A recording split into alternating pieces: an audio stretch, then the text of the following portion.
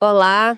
Hoje vamos mergulhar num tema fascinante, a energia das estrelas, só que aqui na Terra. A fusão nuclear, Oi, é um assunto quente, literalmente, né? com certeza. Especialmente com notícias recentes, tipo o tokamak Wurst, lá na França, quebrando recorde, né? Plasma por mais de 22 minutos. Exato. E isso alimenta muito o otimismo. A gente vê até figuras como o Sam Altman, da OpenAI, investindo pesado e falando em prazos bem curtos. Pois é. Aí fica a pergunta: será que a gente está mesmo chegando perto de dominar essa fonte de energia? Olha, é um momento bem interessante. A pressão por energia limpa, a crise climática, tudo isso coloca a fusão como uma grande promessa, né? Energia limpa, segura e, quem sabe, quase ilimitada. Certo.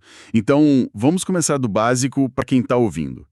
Não é a mesma coisa que a energia nuclear das usinas que a gente já tem, a fissão, certo? Aquela que quebra átomos pesados. Não, não. É o contrário, na verdade. Ah, é? A fissão separa átomos grandes, como urânio, e isso gera aqueles resíduos radioativos complicados. A fusão, ela junta, ela une núcleos atômicos bem levinhos, tipo hidrogênio. E nessa união, libera uma quantidade absurda de energia.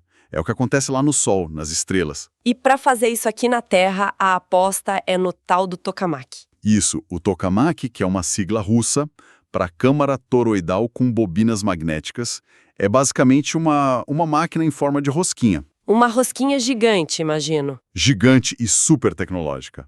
Ela usa campos magnéticos muito, muito fortes para confinar o hidrogênio superaquecido, que a gente chama de plasma. Superaquecido quanto? Assim, para ter uma ideia. Olha, é difícil até de imaginar. Falamos de mais de 150 milhões de graus Celsius. Nossa, mais quente que o Sol. Bem mais quente que o núcleo do Sol. E precisa ser assim para forçar os núcleos a se fundirem. Como esse plasma não pode nem sonhar em tocar nas paredes do reator. Derreteria tudo, né? Na hora. Por isso, os campos magnéticos são a chave, para manter ele ali, flutuando. E o combustível mais estudado para isso são dois tipos de hidrogênio, o deutério e o trítio. Que são, tipo, versões um pouco diferentes do hidrogênio comum. Exatamente, isótopos, um pouquinho mais pesados, o que facilita a reação de fusão. O deutério é legal porque tem bastante na água do mar, Ah, ótimo. mas o trítio, esse é mais raro e radioativo, embora com meia-vida curta. A gente precisa produzir ele. Entendi. E esses recordes recentes que a gente mencionou, do West na França, mais de 22 minutos, a 50 milhões de graus. E teve o East na China também, né? Acho que 18 minutos a 100 milhões de graus. Isso. Eles mostram que a gente está aprendendo a controlar melhor esse plasma super quente. Essa temperatura maior da China é mais importante. Sim, os dois recordes são marcos importantes. Mostram que estamos conseguindo manter o plasma estável por mais tempo, o que é crucial. A temperatura mais alta do East também é relevante, porque quanto mais quente, mais eficiente a fusão tende a ser. Isso reforça as vantagens, né? Que são muitas. Muitas. Energia limpa, sem emitir gás carbônico, combustível que, teoricamente, duraria milênios, o deutério da água, e o trítio, que pode ser gerado a partir do lítio, que também é relativamente abundante. E a segurança? Sempre perguntam isso sobre energia nuclear. É um ponto forte da fusão. Diferente da fissão, não tem risco de derretimento do núcleo ou de uma reação em cadeia descontrolada. Se algo der errado, a reação simplesmente para Ah, bom saber. e gera bem menos lixo radioativo de longa duração. O principal resíduo é hélio, que é um gás inerte, inofensivo, além da ativação dos materiais do próprio reator, claro, mas é um problema mais gerenciável. E a quantidade de energia? Você falou que é absurda, tipo quanto? Comparando por massa de combustível, a fusão pode liberar umas 10 vezes mais energia que a fissão. É um potencial energético enorme. Uau, parece bom demais para ser verdade. Se é tão vantajoso assim, por que a gente já não tá usando? Quais são os perrengues, os desafios? Os desafios são gigantescos. Primeiro, manter esse plasma super quente, estável e confinado por tempo suficiente para gerar mais energia do que se consome. É incrivelmente difícil. Qualquer pequena instabilidade pode apagar a reação. Tipo tentar equilibrar uma bola de fogo com ímãos, né? É uma boa analogia. Depois, os materiais do reator. Eles precisam aguentar um bombardeio brutal de calor e nêutrons de alta energia por anos a fio, sem degradar. Ainda estamos desenvolvendo e testando esses materiais. E o trítio? Você disse que é raro. Exato. A gente vai precisar produzir o trite dentro do próprio reator, provavelmente usando o lítio como matéria-prima. É o chamado ciclo de combustível fechado. Dominar essa produção em escala industrial é outro desafio enorme. E imagino que tudo isso custe muito caro. Extremamente caro.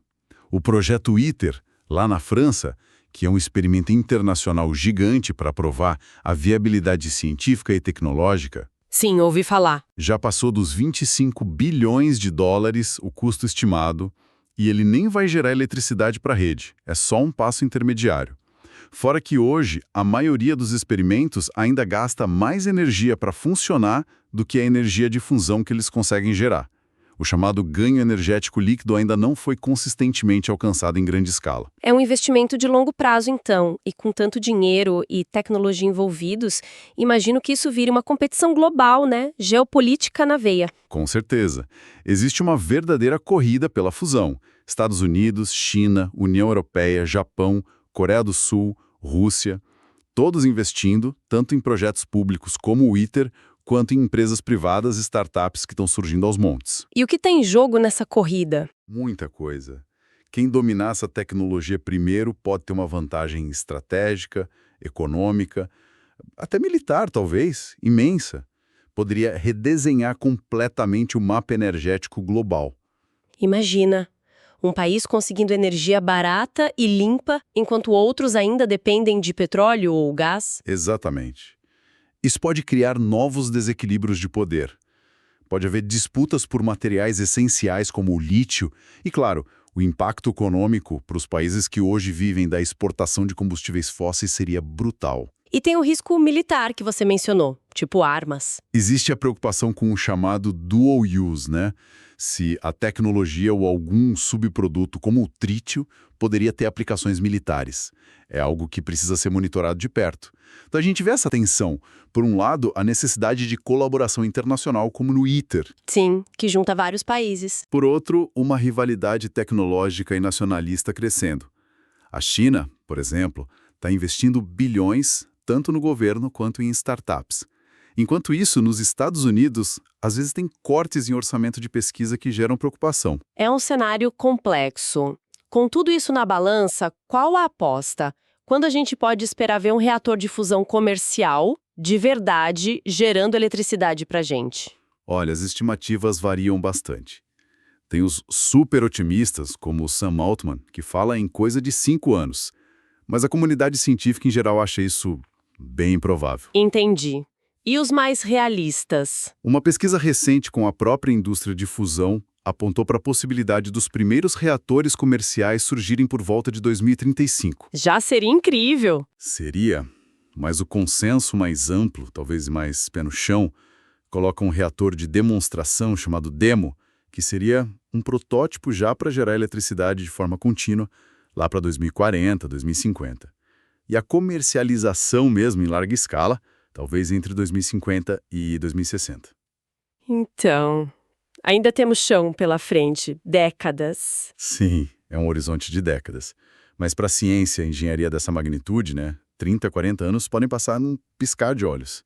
É um esforço geracional. Faz sentido. Então, resumindo, a fusão nuclear é essa promessa gigantesca de energia limpa, segura, abundante. Os avanços recentes são animadores, mostram que estamos no caminho certo. Exato. Mas os desafios tecnológicos, os custos altíssimos e toda essa teia geopolítica complexa indicam que a jornada ainda é longa e cheia de incertezas. Perfeito. Isso nos deixa talvez com uma reflexão final importante, Pensando nessa corrida tecnológica, nessas tensões. Qual seria se uma nação, ou talvez um pequeno grupo delas, conseguir dominar a fusão muito antes das outras, como é que a gente garante que essa tecnologia que tem potencial para mudar o mundo seja usada para o bem de todo mundo e não para aprofundar ainda mais as desigualdades e as tensões que a gente já vê por aí. É algo para se pensar.